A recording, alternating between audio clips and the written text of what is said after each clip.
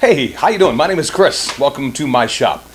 Several months ago, back in January, I believe, I did a two-part series on making your own homemade stain, iron acetate. And there are literally thousands of things that you can do with iron acetate. But if you haven't seen those videos, I'll leave links to those down below. But today, I thought I probably should complete the circle. I'll go from steel wool and vinegar, iron acetate, to showing you how I make my own homemade wood finishes. I have three of them that I'd like to show you. I'll spend time today on one. In the coming weeks, I'll do the next two because I want to focus in on just the single one today for brevity and also so that we can concentrate just on that and not worry about getting to the other ones quite yet. But the finishes I have in store for you that I want to show you at least how I make them, and I don't claim this to be the industry standard. I'm just trying to tell you these are my recipes on how I mix my own homemade finishes and save some bucks in the process. I'm going to talk about how to make your own homemade varnish, how to make your own beeswax finish, and also how to mix and make your own shellac finish too. Today, we're going to save some money and make our own varnish. So if that interests you at all, stick around. Send it your way next.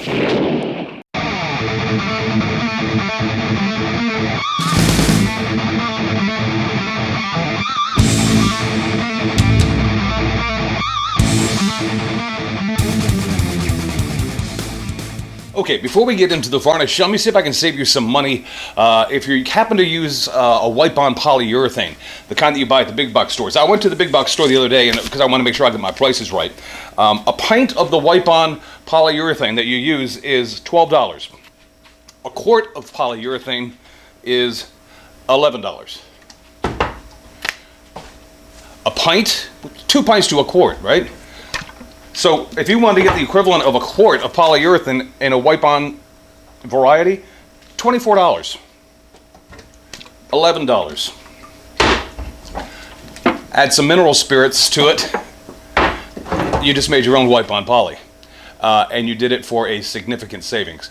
So, I mean, if you like that wipe-on poly that comes from the store, by all means. I mean, if it works for you, I'm not going to say don't use it. I'm just saying there's a much cheaper alternative because a wipe-on poly is nothing more than a resin with a solvent in it that thins it enough for you to wipe it on. In my book, I'm going to vote for saving some cash. And I should probably mention my recipe for wipe-on poly, and it's not difficult. I start out with 2/3 polyurethane to 1/3 mineral spirits, and that is my beginning point. I go from there. If I need it thinner, I of course use, I add more mineral spirits. If I need it thicker, I use less mineral spirits. It's up to you, but the starting point that I always start out with when I'm making a wipe-on poly for myself is 2/3 polyurethane, 1/3 mineral spirits. All right, varnish. And I understand a lot of you old-timers, you probably have your own formula. and that's cool. You know, after a while, we all develop our own formulas. This is just the way I mix my own varnish. I apologize for that. And before I get started, though, I just want to pass on, I always, whenever ever possible, I always spray a finish, whether it's no matter what. If I can spray a finish, I will spray it. Just because a spray gun, an HVLP sprayer, it atomizes a finish to the point where it really gives you a nice finish, and that's opposed to wiping it on or using a brush. But you use what you have. So let's go ahead and get down to figuring out how we're going to go ahead and make our own varnish. Well, what is varnish? Varnish is nothing more than a drying oil, a solvent, and a resin. Mix these three together and you've got a varnish. I use a semi-gloss polyurethane, mineral spirits, and boiled linseed oil. And the whole secret to this recipe that I start out with anyway is I use a third, a third, a third.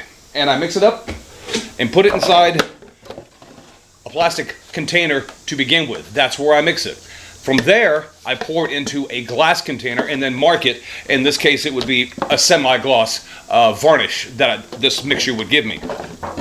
Here's a quick tip for you, though. If you're going to, and you do have to do this, you should store all your finishes in glass if you possibly can. The ones that I make anyway, that's the way I do it. But here's a quick tip for you. If you're going to do that, take some Vaseline, if you have some Vaseline in the house, and rub the Vaseline on the outside of the jar. And then also, if you can, on the inside of the lid. That prevents the solvent or the varnish that you've mixed up from sticking to the outside and the inside of the lid. It'll make the lid a lot easier to get on and get off in the future, because if you don't do that and you get, you know, varnish all over the outside of it, that lid is going to end up drying shut on you, and you don't want that. But I only mix up as much as I need, and I don't normally do like a cup.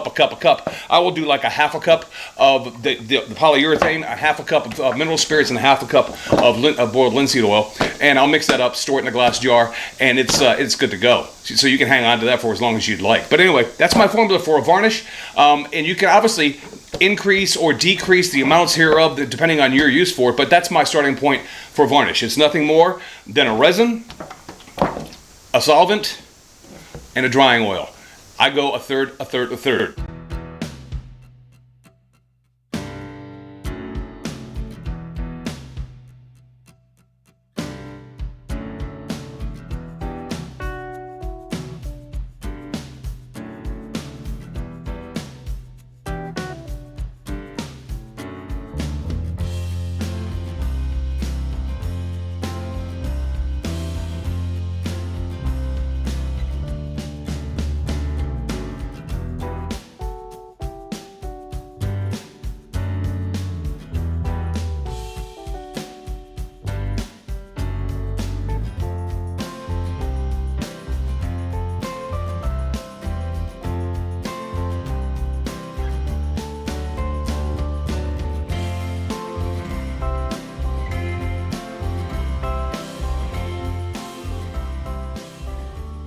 Okay, so simple enough, right? Homemade varnish, a third is my starting point. You can adjust from there, and easy enough, right? And next week, what I'll be doing is I'm going to touch base with you and make my own beeswax finish, because I'm actually out and I actually need to make some. But this stuff looks great on wood when you use it correctly. So next week I'll show you my formula for beeswax finish. But until then, you guys get out in your shops, make up your own varnish, and get something done. I'll talk to you later.